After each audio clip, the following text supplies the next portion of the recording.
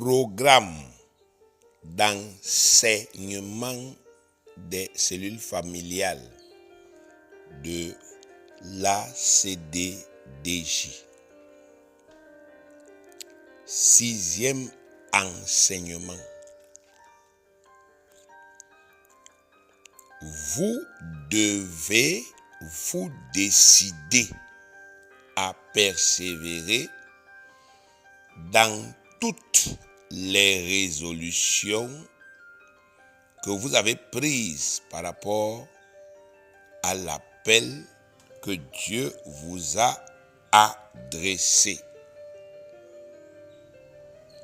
Je vais reprendre pour que chacun puisse bien comprendre, parce que nous ne sommes pas en train de courir. Vous devez vous décider à persévérer dans toutes les résolutions que vous avez prises par rapport à l'appel que Dieu vous a adressé. Par le révérend Nganke Abraham, serviteur fidèle et dévoué du Seigneur Jésus-Christ. Je vais d'abord commencer par expliquer quelques mots. Alors, il y a le mot résolution. C'est quoi une résolution? Une résolution, c'est une décision. Une résolution, c'est une décision qu'on prend après avoir mûrement réfléchi. C'est ça qu'on appelle une résolution. Et généralement, on prend les résolutions pour corriger quelque chose ou bien pour redresser quelque chose. Donc, par exemple, vous êtes en train de faire une affaire et vous vous rendez compte que ça ne donne pas. Ou bien vous êtes un élève et vous vous rendez compte que ça ne donne pas à l'école. Donc, vous arrêtez donc. Et puis, vous examinez. Vous examinez veut dire que vous regardez vous-même. Vous regardez que bon, pourquoi ça ne donne pas? Et vous commencez donc à réfléchir, à examiner, à regarder. Et vous comprenez que ça ne donne pas. Non pas parce que le diable est fort. Ça ne donne pas. Non pas parce que Dieu est méchant. Mais ça ne donne pas parce que il y a telle chose que je ne fais pas ou bien que je fais mal. Vous prenez donc une décision. Après avoir fait cet examen, vous prenez donc une grande décision. La décision de corriger. Même dans la famille, vous pouvez vous arrêter et vous vous posez les bonnes questions. Mais pourquoi mon père est toujours fâché contre moi? Ça, c'est le cas où vous êtes les enfants. Pourquoi mes parents sont toujours fâchés? Et après avoir réfléchi, vous voyez donc ce que vous faites. Et puis vous prenez une résolution. Donc, pourquoi mon couple, ça c'est le cas des mariés. Pourquoi mon couple, il y a toujours les querelles, il y a toujours les colères, il y a toujours les disputes. Donc vous essayez de regarder que moi-même je fais quoi dans ce couple-là? Est-ce que moi-même, ce n'est pas moi-même qui travaille pour que les choses n'aillent pas bien? Donc vous regardez cela, on appelle encore ça une introspection. C'est-à-dire vous faites une inspection interne. Donc tous ces mots-là, ce n'est pas les gros mots, ça a un sens. Donc vous faites l'inspection, vous inspectez votre propre tête, votre propre vie. Et vous allez donc voir là où vous-même vous faites mal. Vous prenez donc là une décision, la décision de corriger. On appelle donc la décision là que la résolution. Donc, l'enseignement d'aujourd'hui dit que vous devez vous décider à persévérer dans toutes les résolutions que vous avez prises par rapport à l'appel que Dieu vous a adressé. Donc, l'appel que Dieu nous a tous adressé, c'est d'arranger nos familles afin que nos familles puissent prospérer et servir Dieu. C'est ça l'appel principal depuis l'année 2024, pour ceux qui essayent souvent un peu de se souvenir, de se rappeler, depuis 2024, j'avais déjà dit que le Seigneur m'a parlé clairement. Il a dit, vous ne devez pas imiter les modèles des églises que vous voyez sur la terre. Votre église, c'est une église qui commence dans la famille. Donc vous êtes une église de famille. Donc c'est pour ça que chaque famille doit s'arranger pour être en accord avec, n'est-ce pas, les lois de Dieu. Et ainsi, Dieu va faire prospérer chaque famille. Donc, le travail que nous faisons là, c'est pour tout au long de cette année, les situations des familles changent. Et c'est pour ça que je vous ai fait donc tous ces enseignements sur la communion. Parce que, bien aimé, inutile d'enseigner les lois, les clés de la réussite, de la prospérité à une famille là où il n'y a pas la communion. Ça ne sert à rien. Donc c'est pour ça qu'il fallait qu'on doit donc commencer par le commencement, c'est-à-dire la communion. La communion avec Dieu, la communion avec Jésus-Christ, la communion avec l'assemblée, avec l'église et la communion dans la famille, les uns avec les autres. Voilà pourquoi vous voyez qu'on a passé le temps, on a enseigné sur la communion. On vous a montré combien la communion est importante. Elle est cruciale. Crucial veut dire effectivement que c'est vital. Si vous ne faites pas la communion, puisque la communion est vitale, la famille va mourir. Ça ne veut pas dire que les membres de la famille vont mourir, non, la famille va se gâter. Si c'est que l'homme et la femme sont mariés, vous pouvez arriver à un niveau où ils vont se séparer. Et puis l'homme va partir chercher une autre femme, la femme va trouver un autre homme, les enfants seront ballottés que aujourd'hui ils sont chez le père, demain ils sont chez la mère. Quand ils vont partir chez leur mère, ils vont trouver qu'il y a un nouveau père là-bas qui va dire que moi je ne vous veux pas, j'ai seulement pris votre mère pour accoucher mes enfants, comme les lions font souvent là dans la brousse. Dès qu'ils attrapent une lionne, ils tuent d'abord les enfants. Donc les enfants vont être là ballottés. Quand ils viennent chez leur père, c'est la nouvelle mère là qui leur dit que écoutez, moi j'ai seulement pris votre père pour faire ma part d'enfant. Donc, lorsque il n'y a pas communion, la famille peut se gâter. C'est pour ça qu'on a pris le temps d'enseigner sur la communion. Et on a pris le temps aussi d'enseigner sur ce qui fait souvent que la communion se gâte. Donc on a interpellé chacun. La dernière fois, on a parlé de la malhonnêteté.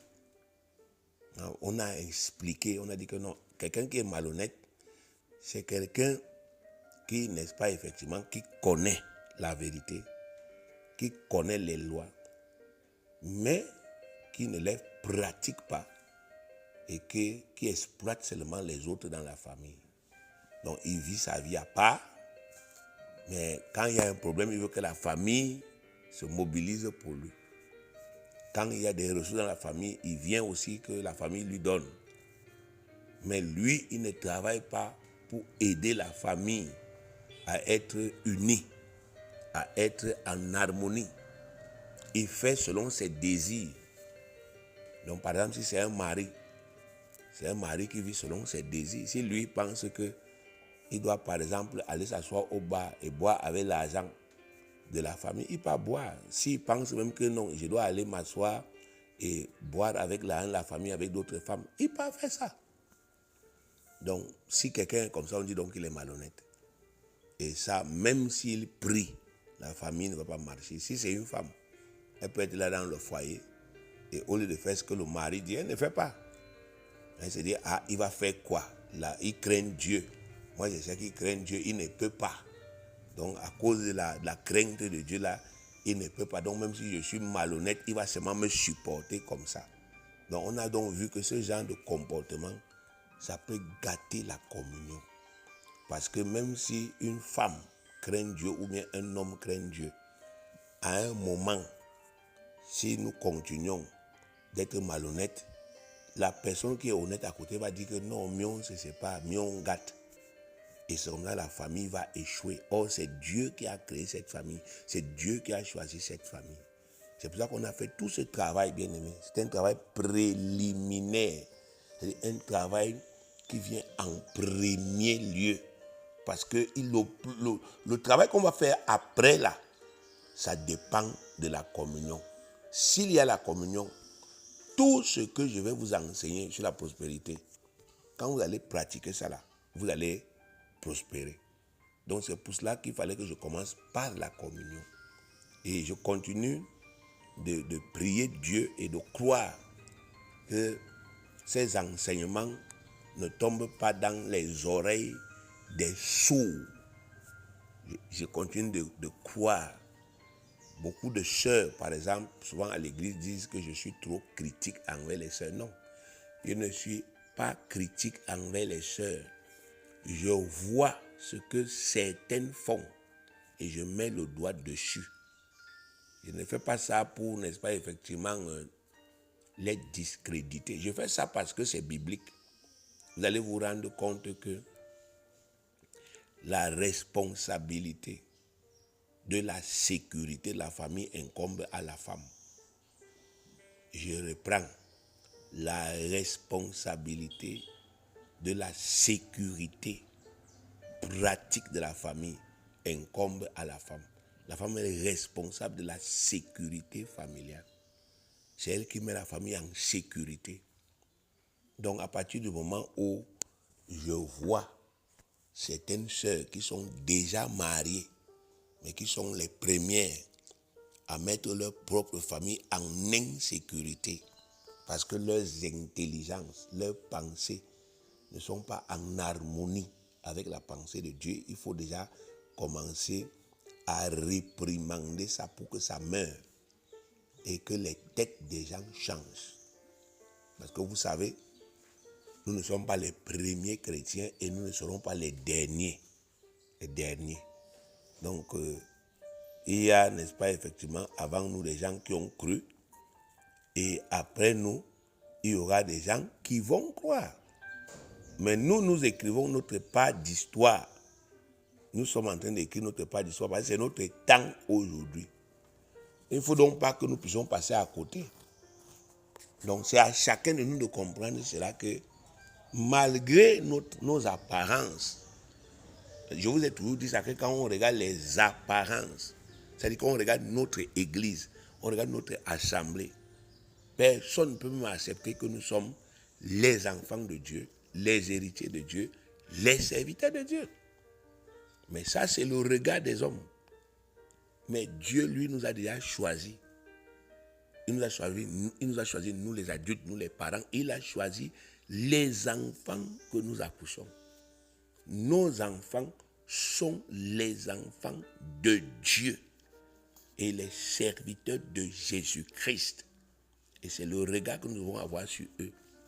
Et la famille, c'est là-bas qu'ils vivent.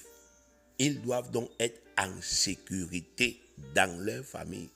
Et c'est à nous les parents de leur donner cette sécurité en acceptant les lois que Dieu a instituées pour la famille, que Dieu a prescrites pour la famille. La femme doit accepter, le mari doit accepter, les enfants doivent accepter.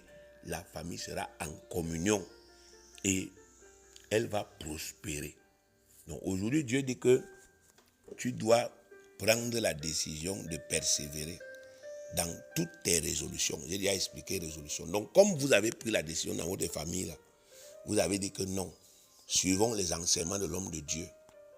Rassemblons-nous, réunissons-nous, suivons les enseignements de l'homme de Dieu sur la cellule familiale. Comme vous avez pris cette décision, Dieu dit que c'est quelque chose, c'est une décision que vous ne devez pas abandonner de quelque manière que ce soit. Le travail que vous avez déjà commencé à faire au sein de votre famille, dans votre famille là, vous ne devez pas arrêter ce travail. C'est ce que Dieu est en train de vouloir vous expliquer aujourd'hui. Que le travail que vous avez déjà commencé à faire, la décision que vous avez prise que on va, n'est-ce pas, effectivement, suivre les enseignements et arranger notre famille pour que notre famille soit en communion avec Dieu et que tous les membres de notre famille soient en communion les uns avec les autres pour que nous puissions vraiment prospérer. Selon Jean 15, 7, qui dit que si nous sommes en communion avec Jésus, ce que nous allons demander au Père en son nom nous sera accordé. Donc ce travail que nous avons commencé, que vous avez commencé, vous ne devez pas l'abandonner. Dieu est en train de vous dire aujourd'hui, vous ne devez pas abandonner. Vous ne devez pas faire ça pour essayer. Non. Vous devez savoir que on n'essaye pas avec Dieu parce que la parole de Dieu est la vérité. Les lois de Dieu sont puissantes. Je ne sais pas particulièrement quelles sont les difficultés auxquelles vous faites face actuellement. Mais je sais que si vous croyez en Dieu et en cet appel qu'il vous a adressé, je sais que Dieu va arranger votre famille. Je sais que Dieu va arranger les temps. Je sais que Dieu va arranger les circonstances. Je sais que Dieu va vous sauver des détresses. Je sais que Dieu va faire des miracles pour que votre famille puisse être en harmonie et qu'elle puisse prospérer. Donc c'est à vous de le croire. Parce que si vous commencez quelque chose et avant que vous ne puissiez obtenir un résultat, vous abandonnez, alors, bien aimé, ça ne sert à rien. C'est pour ça que la Bible dit que celui qui se relâche dans son travail est frère de celui qui détruit. Nous avons cela, je crois, dans les Proverbes, non? Dans Proverbe 18, verset 9. Proverbe 18, verset 9. Celui qui se relâche dans son travail est frère de celui qui détruit. Celui qui détruit, c'est le diable. Mais Dieu dit ici dans Proverbe 18, verset 9 que si tu commences un travail dans ta famille, après tu te relâches, c'est-à-dire tu cesses de faire ça, alors que tu n'as pas encore obtenu les résultats. C'est comme si tu es parti devenir le frère du diable. Parce que comme tu as cessé là, il va détruire. Puisque tu ne travailles plus, comme tu as cessé de travailler, il va donc profiter, n'est-ce pas, de ta cessation de travail pour gâter tout ce que tu avais déjà fait là. Donc c'est important que vous compreniez ce que le Seigneur dit aujourd'hui. On ne peut pas obtenir des résultats si on ne persévère pas. La Bible dit ceci. Lisons Luc chapitre 8 verset 15. Lisons Luc chapitre 8 verset 15. Ce qui est tombé dans la bonne terre, ce sont ceux qui, ayant entendu la parole avec un cœur honnête et bon, la retiennent et portent du fruit avec persévérance. Donc, ici, ce sont les explications de la parabole du semeur. Jésus-Christ dit que les seuls gens qui portent du fruit dans l'église, vous connaissez ce qu'on appelle les fruits, non? Par exemple, les mangues, c'est le fruit du manguier. Donc, Jésus-Christ est en train de dire que les seuls gens qui vont finalement porter du fruit, c'est les gens qui ont un cœur honnête et bon vis-à-vis de la parole. Et lorsqu'on leur prêche la parole, donc, ils écoutent la parole. Ils acceptent la parole telle qu'on leur a prêché.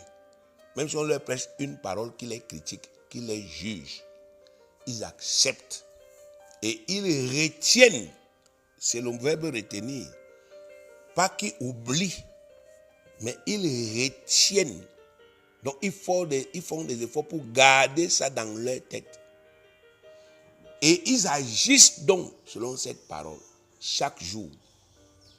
Le Seigneur Jésus dit que c'est eux qui vont porter du fruit. Le Seigneur ne parle pas de ceux qui oublient. Ils prennent la décision, ils écoutent la parole, mais ils oublient volontairement. Ils oublient ce que le Seigneur leur a dit de faire. Ils oublient ce que le Seigneur leur a enseigné. Ils oublient les décisions qu'ils ont prises. Ils oublient D'autres oublient même volontairement, ils décident de ne même plus penser à ça parce que ce n'est pas important. Le Seigneur dit que cela ne peut pas porter des fruits. Donc c'est très important que vous compreniez cela.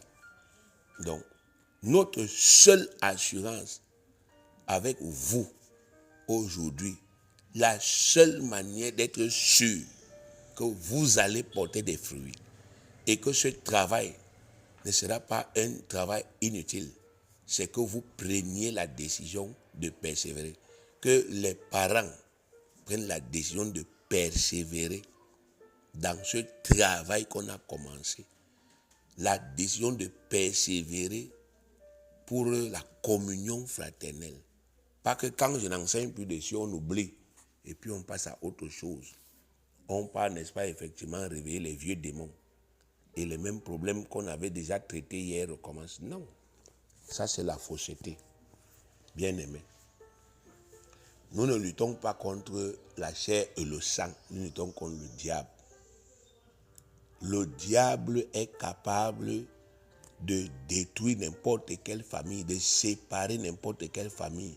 Là où on, n'est-ce pas, effectivement, on a décidé de mettre en oubli la parole. Là où on ne pratique plus les lois. L'amour que vous voyez qui peut exister entre un homme et une femme, l'amour, c'est un sentiment. Et c'est un sentiment qui se construit. Alors si Dieu peut construire l'amour dans le cœur d'une femme pour un homme, l'amour dans le cœur d'un homme pour une femme, le diable peut aussi déconstruire ça. Et il peut construire le rejet, il peut construire la haine, il peut construire d'autres mauvais sentiments. Nous ne devons pas penser que comme nous sommes déjà mariés, ça va de soi. Et on part, n'est-ce pas, dans le foyer. Le foyer devient, n'est-ce pas, un ring. Un endroit où on passe le temps à revendiquer, à réclamer, sans prendre la peine de faire ce que Dieu nous demande de faire nous-mêmes. C'est-à-dire de remplir nos devoirs.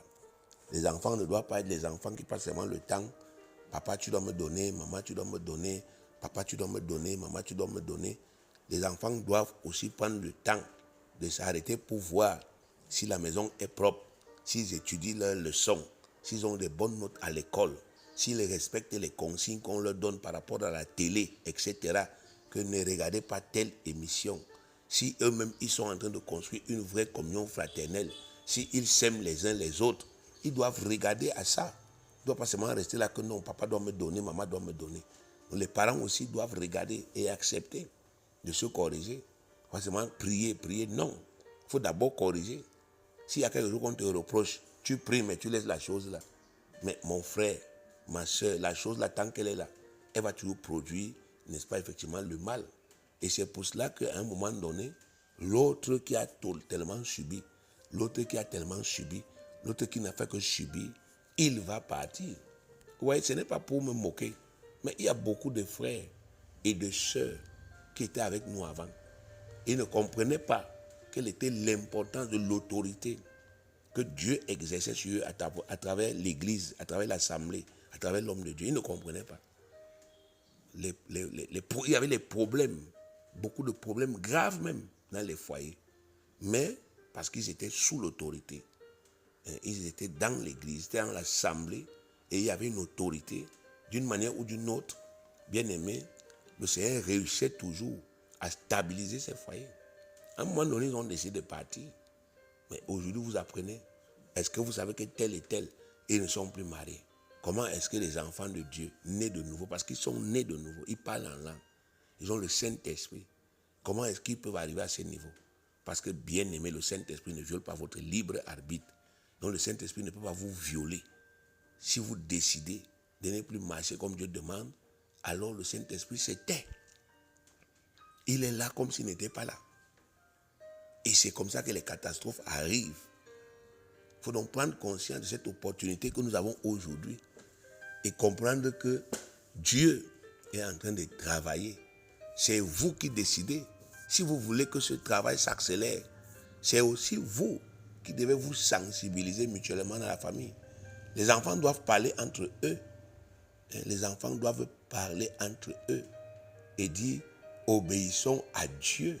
Marchons comme le Seigneur nous demande. Ne désobéissons plus à nos parents. Les aînés des enfants doivent conseiller les autres. Papa n'aime pas ça, maman n'aime pas ça. c'est déjà interdit. Ne faisons plus. Même en cachette, ne faisons plus. Alignons-nous, respectons. Et c'est comme ça qu'on va devenir des bons enfants demain. Donc, il est important que vous compreniez que sans persévérance, on ne peut pas. Regardez encore Hébreux 6.12. Hébreux 6.12 dit ceci. En sorte que vous ne vous relâchiez point et que vous imitiez ceux qui par la foi et la persévérance héritent des promesses. Il ne dit pas seulement la foi, il dit la foi et la persévérance. La persévérance, c'est l'enfant de la foi. Lorsque vous avez une vraie foi, vous êtes sûr, vous persévérez. Donc, bien aimé, chacun de nous dans la famille doit prendre la décision de persévérer. C'est-à-dire de continuer dans cette démarche, dans cette décision que nous avons prise, qu'on va faire vivre la parole de Dieu dans nos familles. On va travailler dans nos familles pour construire une vraie communion, une vraie harmonie. On va mettre la malhonnêteté de côté, la tricherie, le mensonge, l'exploitation. Et on va pratiquer les lois de Dieu jusqu'à ce qu'on obtienne des bénédictions et qu'on vienne témoigner. On vient témoigner. On vient dire vraiment les enseignements sur la communion familiale. Nous avons décidé dans le foyer, dans la famille, de les pratiquer. Et notre besoin, on disait à Dieu que papa, on est fatigué de louer. Donne-nous le terrain, donne-nous la maison. Bien-aimé, Dieu nous a exaucés. Parce que nous avons fait profil bas. On s'est humilié. Il y avait les problèmes dans la famille. Celui qui avait raison, il pouvait dire comme j'ai raison. Tant que tu ne changes pas, il n'y a pas de communion. Mais il a fait profil bas. Il a accepté de s'abaisser. Il a encore tendu la main à l'autre. Que non, quitte de là où tu es, viens, on marche ensemble.